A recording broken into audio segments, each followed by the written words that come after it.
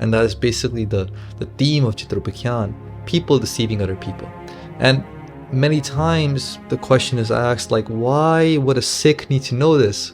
Well, because a Sikh is not living in the mountains. The Sikh is not living in the jungles. The Sikh is living in the world. And that is kind of the path the Guru Sahib placed us on, the Gristi Taram, And yes, we have Sikhs who are Bihangams, who, live that life of celibacy. But the majority of us are living in the world. So Guru Sahib teaches us how to be Raj Yogis. You're a Raja in the world, but a yogi in the mind. Therefore, a Sikh needs to be politically wise as much he or she is spiritually wise. And both go hand in hand. You can't just be politically wise and see that you'll last the test of time and the test of faith. And you can't just be spiritually wise and think you'll last the test of the world. And so both of these things go hand in hand. So therefore, these stories are really important.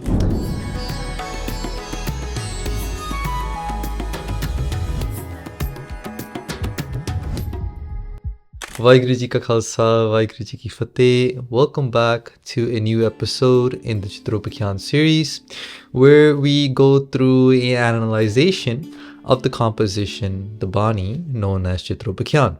We'll get straight into this 34th Charitra.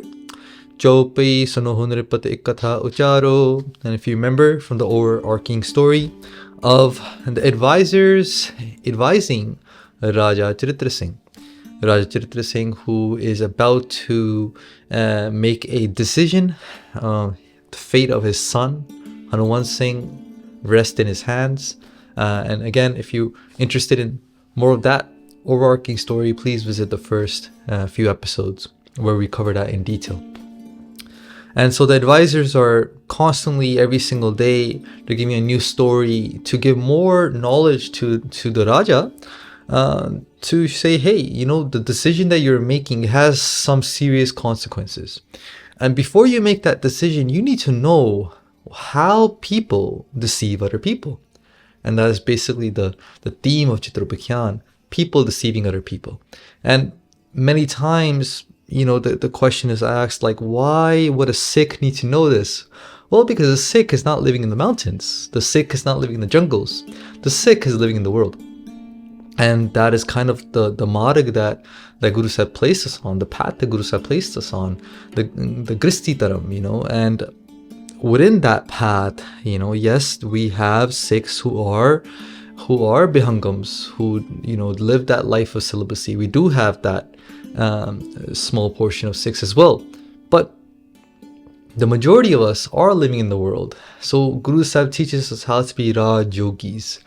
Raj Yogis means like you're a Raja in the world, but a yogi in the mind. So that is the concept of what the Gurus share. And therefore, a Sikh needs to be politically wise as much he or she is spiritually wise. And both go hand in hand. You can't just be politically wise and see that you'll last the test of time and the test of faith. And you can't just be spiritually wise and think you'll last the test of the world. And so both of these things go hand in hand. If you have one, you can have the other, and you have the other, you can have the other one.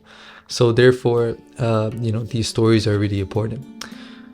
Tumre chit ko param nevaro, and the advisors tell Raja Charitra Singh, by hearing these stories, your doubts will be removed. I'm going to tell you today a deception played by a woman, which will satisfy you. Seher Sirhind bikhe ek yogi. Within the city of Sirhind, there lived a yogi. And the placement of this, the geographical placement of this story is very interesting, because as you might know from your Sikh history, that the city of Sirhind, which is now known within the Sikh world as Fatehgarh Sahib, is the place where the Chote Sahibzade were made shaheed. So just very interesting to note that. So this yogi who lived in Sirhind, he was constantly indulged with lust. One day he came to a house, because yogis would often, what they would do is they'll leave their place of meditation, they'll leave their place of wherever they're doing their devotion, whatever they're doing, their practice, they come away from that place, which is usually a separate place. It's kind of quite secluded, right? It's a place away from the rest of the world. But eventually they need to eat, they need food, they need maybe money. So what they'll do, they'll go to nearby cities, nearby towns, nearby villages, and they go ask around for money. So on his kind of endeavors, going from house to house, he came upon one house, and he became friends with the woman there. And as we're kind of already told, that he already was indulging in lust. He was already a very lustful person, right? He was not shy from his vices, right? He wasn't really controlling his vices. And so when he became friends with this woman, they had a relationship, but it was a illegitimate one, because the woman that he was meeting constantly, she was married, and she was doing this, in fact, behind her husband's back. Okay. And with that woman, he would indulge in this relationship with her on a daily basis. Surag Nath Yogi ka nama. The yogi's name was Surag Nath. Siri Maan Mati Nama, and the woman's name was Maan Mati. Okay, so we got two characters introduced here. We got Surag Nath, the yogi, and this woman whose name is Maan Mati. Both are committing are into this relationship, which is illicit. He would spend night and day with this woman. Whilst the husband had no idea of this partaking behind his back. He had no idea that his wife was cheating on him. And oftentimes, that's how an affair is committed. An affair is committed when the other person doesn't know, when the partner doesn't know, and that's why it's just morally and ethically, it is one of the worst things a person can do in a relationship. Okay. Dohra ek jogi kar hoto gristi ponchyo aaye. Okay, now this is where the meat of the meat of the episode is kind of entailed here. So one day the yogi was in the house of this woman. They were having a good time, right? But from a distance, so she spotted her husband coming from a distance to the house. And when she spotted her husband, she thought to herself, "Taso kaha banaye triya ek charitra samjhaye." In that moment, she designs a deception. Yeah, she plays a charitra. And if you remember the etymology of the word charitra, we kind of covered in the early episodes. Charitra can mean a few different things. It can mean a play, to play someone in that kind of context, Oh, he played me, right? So a more technical definition would be deception, yeah. So charitra means a deception, but with that context of a play, yeah.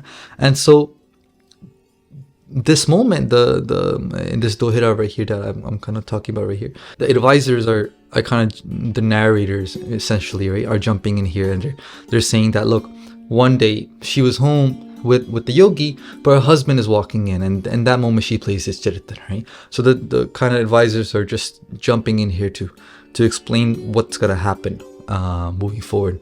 So she's gonna play this deception. Let's find out what that deception is.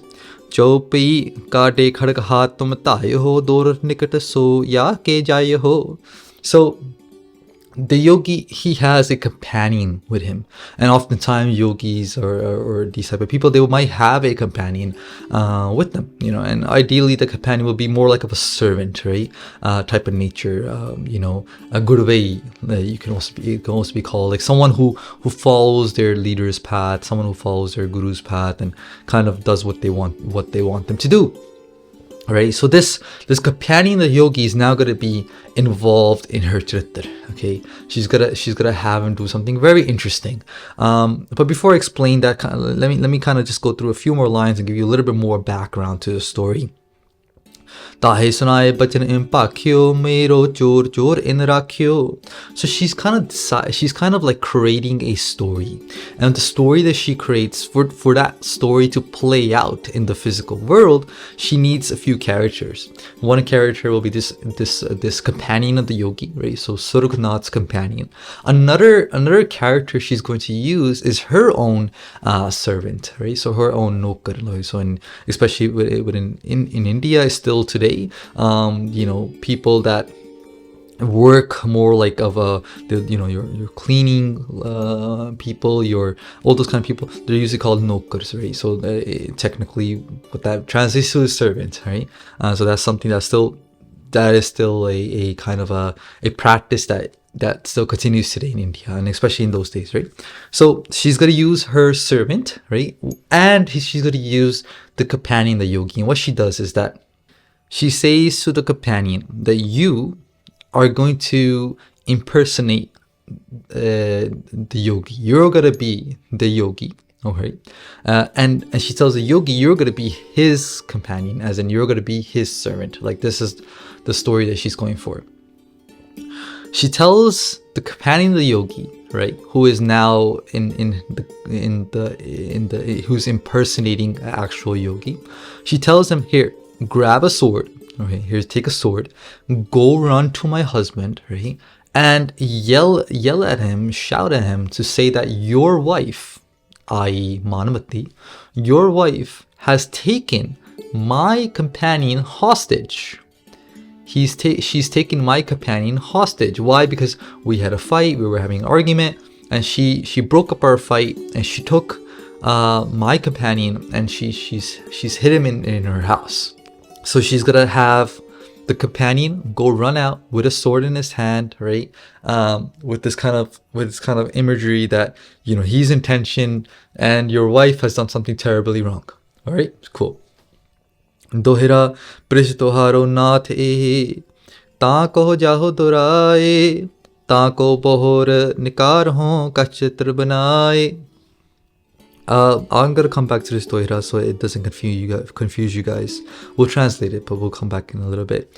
Jo pai kahe aise aayes pathayo aap tavan so po kamayo. So she sent the companion of the yogi outside. She said, go to my husband and kind of stall him, right? And also play this act, right? So execute this act now.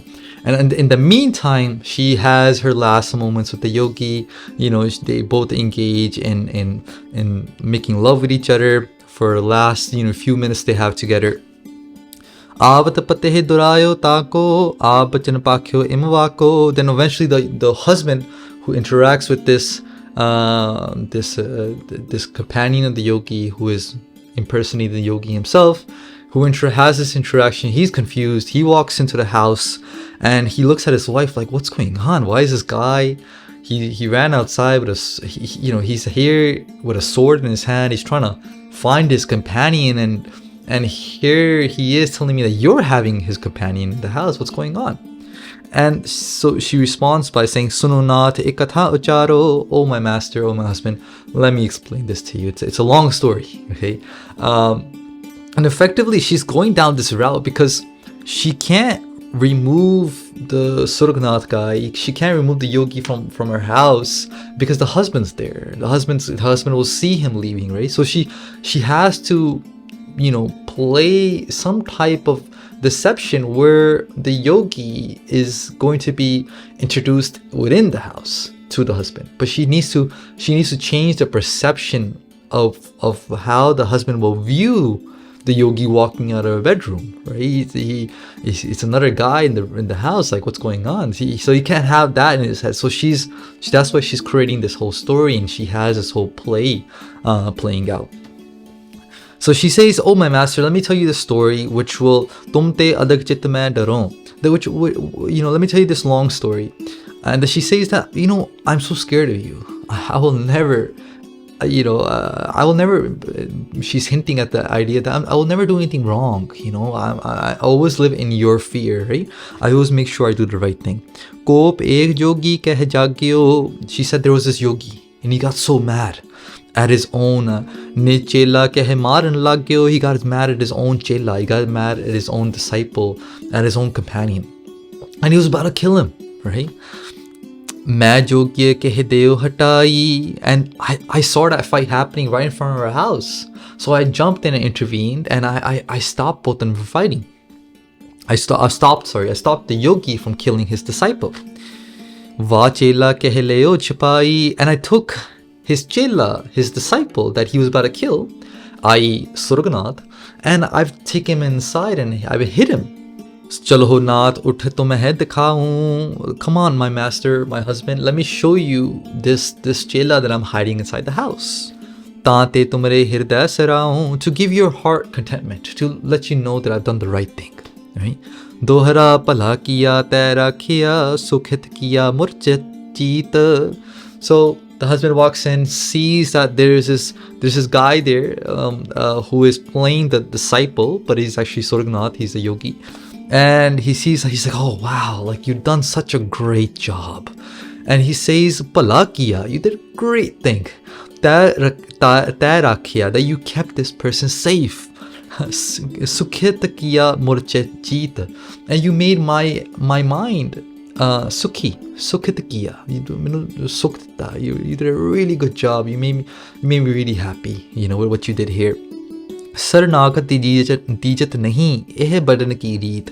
And he goes on to say that our elders, the tradition of our elders is that we should never give away someone who's seeking our sanctuary to his enemy, his or her enemy. We should never give away that person who's seeking safety and who's coming to our protection. We should never give that person away to his or her enemies. This is what our elders have taught us, and you committed to that. You did a great job.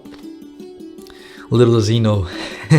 Sunat manohar baat jad reej gayo manamahe. The devisers call him a murak. Jad means a murak, a foolish person. They say that this foolish person, listening to the sweet words of his wife, he's so naive. He became so happy. He became so satisfied. Adik preetna so kari ped pachana nahe, and his love for his wife increased evermore, and he was not able to recognize her deepest and darkest secrets. And this is where this story ends. At the end, we're left with a few different morals. We're left with this idea of how being naive, where that can take you, right? He wasn't discerning at all, and discerning is what Gurbani calls babek buddhi. Yeah? Discernment means to be able to make a decision from a critical approach, from a objective approach. You know, he is making a decision based off of his emotions. He is making a decision based off the blindness of being blinded in love for his partner, right? And ideally, you should be blinded in love for your partner, right? That should be a thing, but that should be a thing between two pious people, two pure people, right? Two pure individuals that share a common love for each other, not someone who's tricking another person. And in this situation, that's what's kind of happening here.